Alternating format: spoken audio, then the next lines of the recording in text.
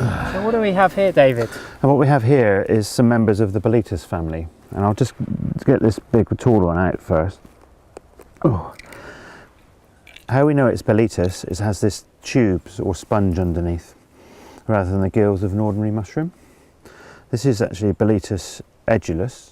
You probably know that as a cep, or if you bought it dried and sliced, or sliced and dried, as porcini.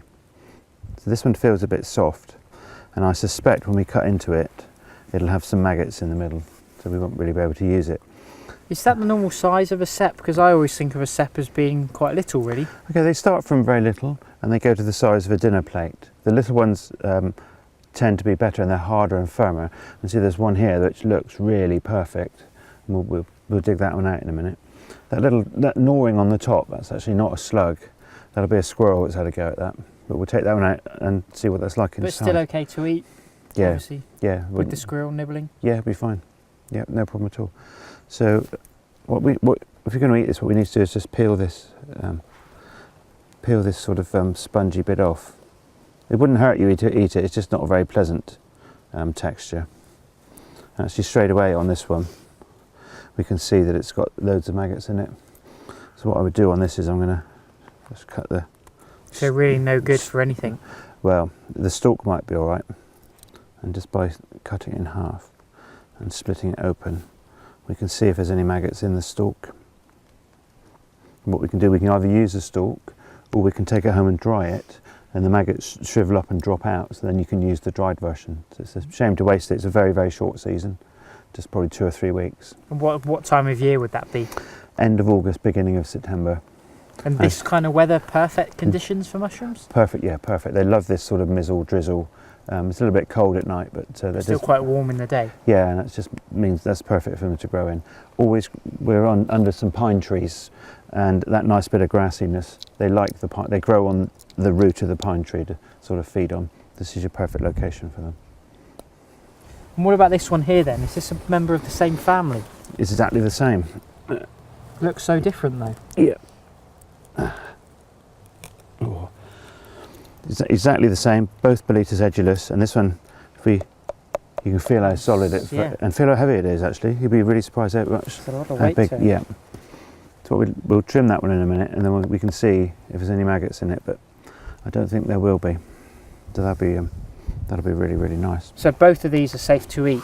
Yes. And how do we know that? What's your sort of advice when it comes to eating mushrooms and staying away from some of the dangerous ones? Okay, if in any doubt, don't. That's my advice.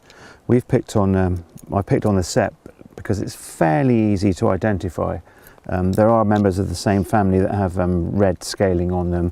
When you cut them, they go blue, so avoid all of those. That's fairly straightforward, and it's in the top 5 of sort of chef's selection of great mushrooms to eat. There seems no point in picking mushrooms that's got no texture or no taste, and this one has both fantastic texture and a fantastic taste. And what sort of things do we need to bring with us? I mean, I see you've got a penknife there. Well, I've got a penknife, mushroom knife, curved blade, which just enables me to peel it, and then it's got a brush on it so I can brush the rubbish off. And how much would they be to buy? I mean, sort of specialist retailers? Yeah, somewhere between £10 and £20. And then I've got a wooden trog. Whoops. So when we clean them, we can put them in that. So if you haven't got a trog, one of the blue mushroom containers is fine. What you don't want is a plastic bag. It's just going to make them all sweaty and they'll get broken up. You need to put it down, they break. So something firm that you can carry them home in. So why do we need to trim it before we take it with us? Okay, what I don't want to do is really put the dirt in the trog and then it falls off and it gets into all the other mushrooms. So I like to put everything cleaned in there. So what I'm going to do, what I want to do is get the minimum amount of rubbish off. So I'm going to peel it just like I would sharpen a pencil. So almost sounds like it's a bit of wood you're shaving there. Yeah. So you can see how fine I can get the shavings. So and these are obviously very popular with chefs at the moment. So what kind of things could you use to cook with them?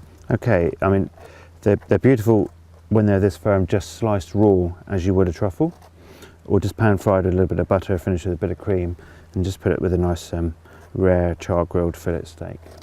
But they've got such a fantastic flavour and texture. Can we taste some raw? Yeah, of course.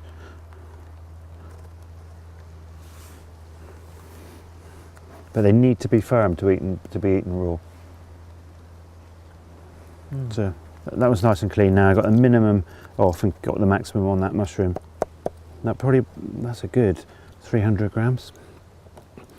So I think we should go down to the butcher's and get a couple of nice fillet steaks.